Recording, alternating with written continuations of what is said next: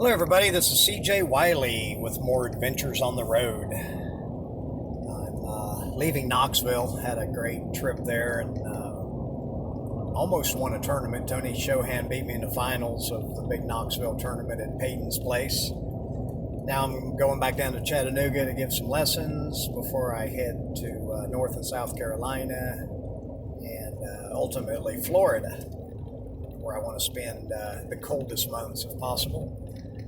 So I talked about in my last video about the deep level of pool and deep level of thinking, and that there's three different levels, which is the surface or physical level, then there's the mental level, and then there's the deep spiritual level. You can call it different things. Subconscious level, I know you have to deal with the subconscious a lot, especially when you're trying to master a game like pool. I've always played my best, not consciously, but subconsciously. Now, I had to have the physical tools and fundamentals to be able to do that.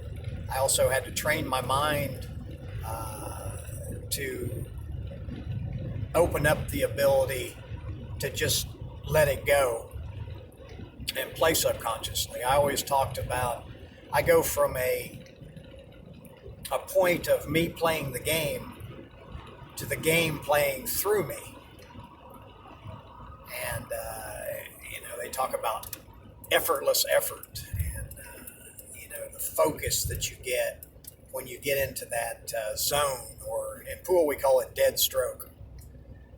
So a lot of that is mental.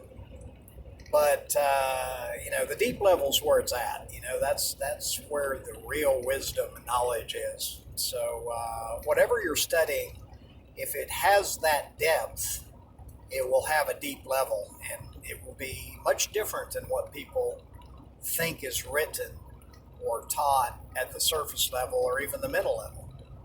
So right now there's something going on that I think has a deep level to it. Now I'm going to give you the pool player's perspective, the pool hustler's perspective on this. So if you don't agree, or you think something else is happening, then you feel free to make a video and put it up and give us your opinion. Because some of this stuff we can't prove, but my ability to put the pieces together, to connect the dots, to understanding hustles and hustlers at the deepest level is from thousands of hours of experience. So again, if you have that, then I'm sure your opinion is pretty close to mine. So here's the deal. Earl Strickland is in England right now, being quarantined for something that he tested negative for, is my understanding. I don't know any of this. They say that some contact tracer on the plane he was on, somebody tested positive for some type of a new supercharged flu or whatever they say. I'm telling you, it's an exciting time to live, especially sorting through all this deception, misinformation, propaganda, whatever you want to call it. So anyway, somebody set off their contact tracer alarm, and even though Earl had been there playing pool and practicing with a lot of other people for several days, they pointed him out as an exception and said he can't play because he was on the plane with this person that set off their contact tracing alarm, I guess. Couldn't make this stuff up. So what is the difference? Why Earl? Why did he get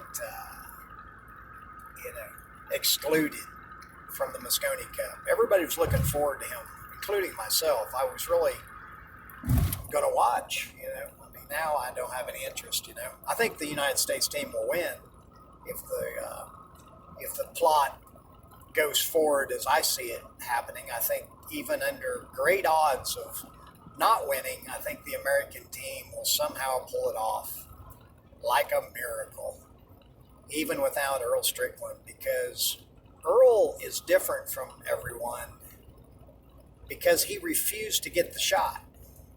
You know the shot I'm talking about, the shot in the dark, the one that most people don't know what's in it and don't care.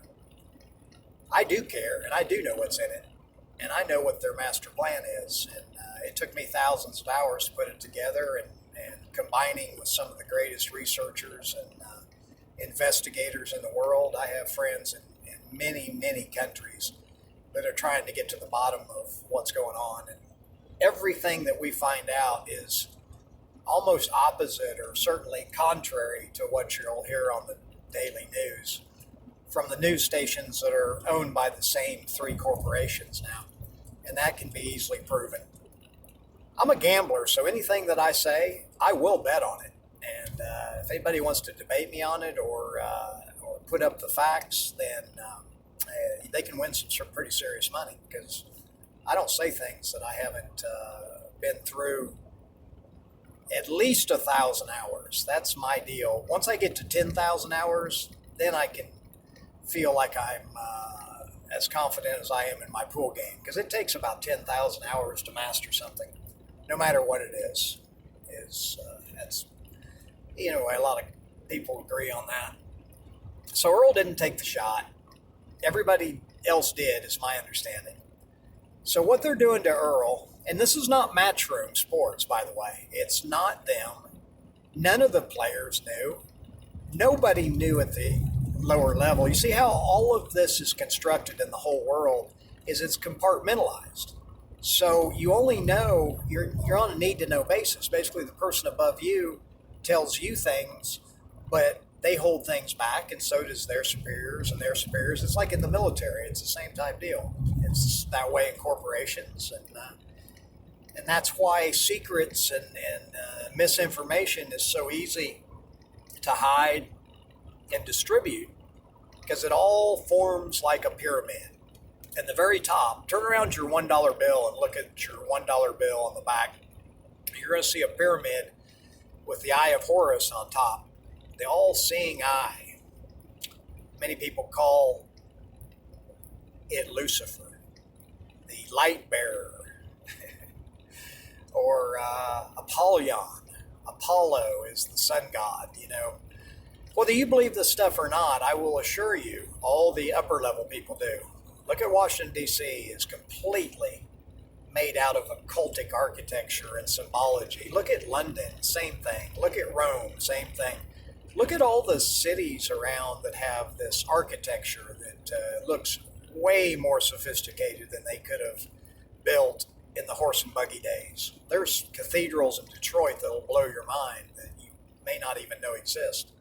Salt Lake City, LA, San Francisco, New York, Chicago, St. Louis, New Orleans, everywhere they had World's Fairs, you're going to see these things. So the history that we've been taught is definitely, I think Plato said, history is lies agreed on. And that's about as accurate as I've heard. They're all agreeing and writing down these lies and teaching us this stuff in school. We just mindlessly believe it, because why would they lie? Well, there's good reasons, but you'd have to really get into this before you'd understand the reason, because the big picture is, right now, the whole focus of this world is, you got to get people to get the shot. You got to get the shot. You got to save everybody by getting the shot. The shot in the dark. Well, Earl didn't get the shot, and I pray he has the strength and courage to hold out, because he is in the middle of something called a humiliation ritual. Now, there's ways to use humiliation rituals that can be good. I was in one in martial arts. I had an instructor. His title was Regional Head Instructor Mark. Well, I walked in late one day, and as I was going by Regional Head Instructor Mark, I said, "Hey, Mark, sorry I'm late," and went in the dressing room. Well, another secondary black belt instructor, I wasn't even black belt at the time, so I was kind of new and, hadn't been trained properly mentally, but I was willing. So this instructor, followed me in the the dressing room and said, "CJ, he's not your friend. you don't call him Mark. He is your instructor. He is a regional head instructor, and you will call him that, or your days here will be limited. And man, I mean, it shot through me, But I thanked him.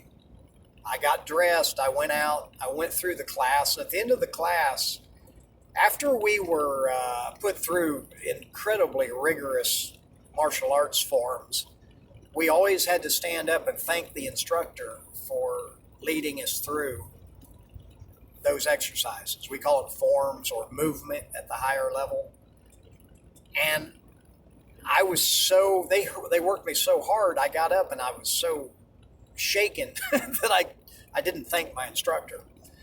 Well, they lined us all up and they made me step forward, and they just humiliated me, shamed me, guilted me, told me everything, probably 5 different things that were designed, later I figured out, to make me a much better man, because every time they said something, I thanked them for it sincerely.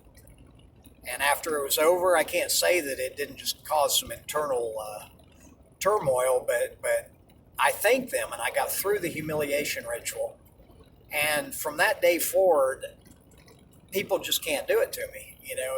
Being a hustler is that way too. We're always trying to convince people that we're dumb and uneducated and unsophisticated. And when people say that about me, I smile, because that's that's music to my ears.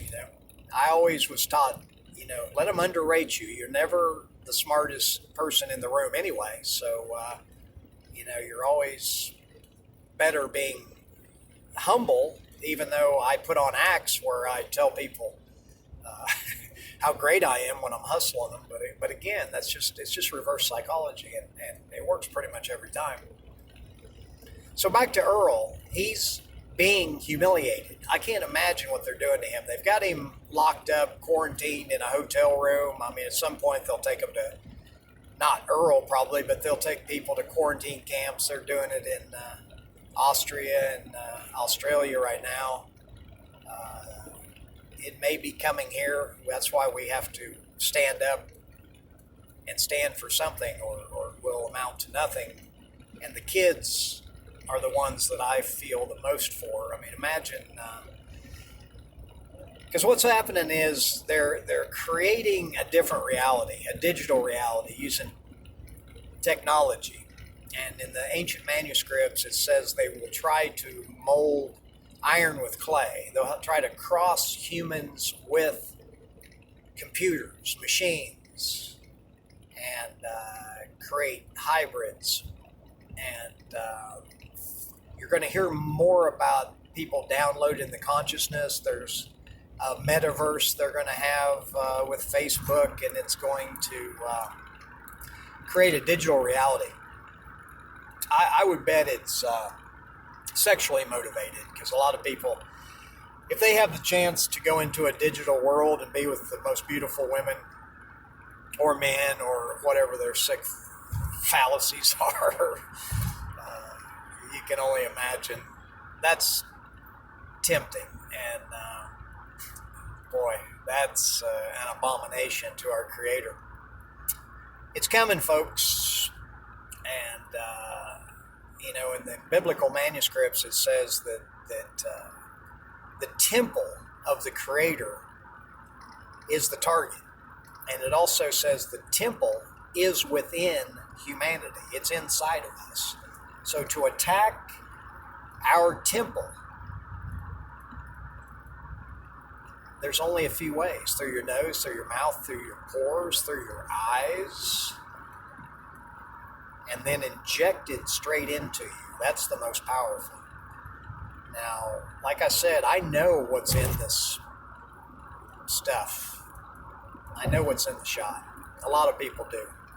I'm friends with real scientists and doctors and virologists that are not hooked into the program that you're hearing on the news stations. They're all owned by the same people. There's 3 corporations that own everything right now. Everything of any value. I don't care if it's Walmart, Target, McDonald's, pharmaceutical companies, the religious system, the educational system, the financial system, the political system. There's three corporations that own it all. Corporation is from the word corpse. They're not dead, but they're spiritually dead. And they're adversaries to our Creator, and they're adversaries to humanity. Again, if you don't believe this, that's fine. If you want more information, I'll be glad to get you sources. Like I said, I will debate anybody in the world on these topics. I've studied them about 8,000 hours now. You know, I'm going to 10. Once I get to 10,000, I figure I'm pretty proficient at anything I do. You know, in pool, it took me over 10,000 hours to become a world champion player, and you know, probably more like 20,000 if you add every minute that I've been thinking about pool. I play my best when I'm driving, you know, because I never miss a ball. Remember, using your imagination is a really important thing to do, because you can control your imagination. You'd be surprised how many times I've been driving a long distance and just imagined the steering wheel was the cue ball, and I was shooting signs into stars or billboards or trees or whatever. It's just imagination. But the great satisfying thing that happened as a result was, if I was having trouble with any part of my pool game and I imagined it and imagined doing it superbly long enough, when I would start physically playing again, it would seem to have fixed itself. So we can do that in all aspects of our lives. And since you can control your imagination, I would advise doing that, because if you don't control it, others will. And a lot of how they control us is with our imagination. It's with things that we can't see, we can't prove to ourselves, or it's either too far away, too small, too something, big, little. Invisible enemies, invisible cosmologies, invisible this and that. So if you can't prove something with your senses, if it can't be actually videotaped or photographed, then it probably doesn't exist. Now, of course, there's something that exists now. You know, the word virus means poison, so we are being poisoned. Now, how that's going on, it's not what most people think. You know, if you're into natural health or holistic medicine, then you probably have a good idea what I'm talking about. That there's two models. Remember, there's two sides to every story. So when you hear what the mainstream narrative is, that's one story, but there's always another one. So it's pretty much the opposite. And you'll see that with the biblical manuscripts. Everything that's said in the Bible, the opposite is what they say for this reality. Isn't that convenient? No, it's by design. It's systematically put together. And people are convinced, and they've been convinced through years of social engineering, that the biblical stuff is nonsense, and it's put together by goat herders and fishermen and unsophisticated people, no divine intervention. Yeah, that's what they've taught everybody, and they've done a tremendous job. However, anybody that gets into it themselves and really studies for the deep level meaning, and I can refer you to teachers that'll show you exactly what that is from the original manuscripts. There's been some language deviations in the translations, or they transliterated things rather than translate them, but again, that's another subject for another time. I'm praying earnestly for Earl Strickland. He's my buddy, he's my friend, he's one of the greatest pool players that ever lived. And he's setting an example, if he can hold out, for all of us, because those of us that persevere to the end will be saved from this. However, it's going to be extremely challenging, because they are going to try to take away everything that you may think you enjoy in life if you don't go along with this program and take the shot. I'll just tell you from experience that without this technology, without these things that they dangle in front of us to partake in, life's actually better. And these 80 or 90 years you're going to spend on Earth, if you're fortunate enough to be that healthy, is exactly zero relative to the eternity. So the time we have is like a blink, like nothing. However, there's a test that we're going through. Will we love our Creator, or will we love the one that controls this earth, creating a alternative reality, a digital reality, a totalitarian technocracy is where they're going. Kids won't have a life like we did, where we went outside and enjoyed nature. They're going to say all kinds of things like they want to eliminate carbon. Well, to eliminate carbon, you have to eliminate humans as we know them. Can they stop us from breathing oxygen and expelling carbon? Yeah, I've seen there's scientific proof that that's what they're working on. And transhumanism, that's where they're going. That's the plan. So Earl's just a small part of this. Again, nobody knew this with Matchroom or any of the players, any of the lower level people. Now, the one on the very top, I don't even know who that is exactly. Barry is the spokesperson for Matchroom, but I have a feeling he's taking orders from some higher-ups, just like they all are. So they know.